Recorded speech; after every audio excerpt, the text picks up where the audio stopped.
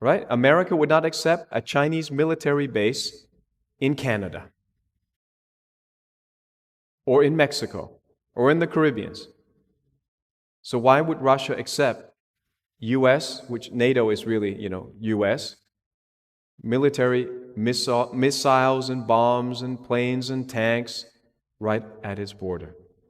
And number 4, it wants that the world recognize Crimea, Lugansk, and Donetsk as territories separate from Ukraine, because they're full of Russian speakers. They're full of ethnic Russians. So there is some historical claim there that we don't know all the intricacies and nuances of that. We act like, we're pro-Ukrainian and we don't even know what's happened there. Now, all these demands could have been met without war and the death of thousands of troops and civilians. But now Western NATO leaders are talking tough publicly.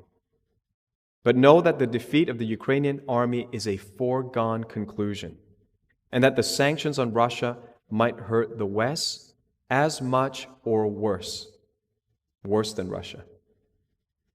Since 2004, Western leaders have worked to keep Ukraine impoverished and corrupt as a way to cultivate a puppet state that would act as a wedge to destabilize Russian security, even while some Western politicians have been personally enriched by corrupt business dealings in Russia and Ukraine. And that goes straight to the Biden family. That's what Donald Trump was trying to investigate. He was impeached for making a call about getting facts on how deep was the corruption, how deep was the deep state, how many people were making millions of dollars in Ukraine. And the Biden family were involved. It's not even a secret. A peace deal was possible. Putin had said what he wanted. We could have negotiated. Did you know that 1 month after the invasion, Russia and Ukraine were ready to sign a peace deal in April 2022? But Boris Johnson, the Prime Minister of UK, personally traveled to Ukraine to meet Zelensky and stop a peace deal. This has now come out. The war would have been over 2 months after it started. Europe would not be short of energy, food, or fertilizer, and the world price of oil and gas would not have skyrocketed. None of your bills would have gone up if Boris Johnson had not personally met with Zelensky. And here's what went down.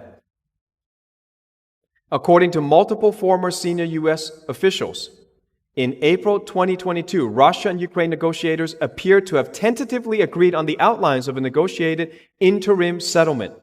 Russia would withdraw to its position on February 23, when it controlled part of Donbass region and all of Crimea, and in exchange, Ukraine would promise not to seek NATO membership and instead receive security guarantees from a number of countries.